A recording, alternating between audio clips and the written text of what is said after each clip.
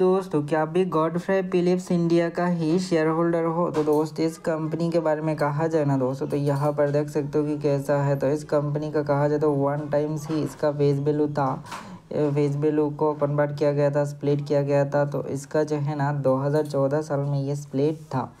जो देखा जाए दोस्तों तो यहाँ पर देख सकते हो कि 2014 साल का 28 नवंबर को इसका एक्स डेट रखा गया था, जो यहाँ पर 10 रुपीज़ का फेस वैल्यू का 2 रुपीज़ में बदला गया, जिसका मतलब है कि एक ही शेयर्स को 5 शेयर्स में बदल दिया गया। ठीक है, तो क्या आप भी गॉडफ्रे फिलिप्स का ही शेयर होल्डर हो या फिर कोई अनदर स्टॉक्स का? कमेंट करना ज़रूर दोस्त। तो स्टॉक्स ने अच्छा खासा ही स्प्लिट किया था बहुत दिन पहले ही, और अभी के टाइम पर कोई स्प्लिट आया नहीं है। और दोस्त ये वीडियो सिर्फ एक इन्फॉर्मेशनल पर्पज़ के लिए है, कोई भी इन्वेस्टमेंट एडवाइस नहीं है। तो फिलहाल आज के लिए इतना ही, मिलते हैं किसी नए वीडियो के साथ। May God bless you, good bye.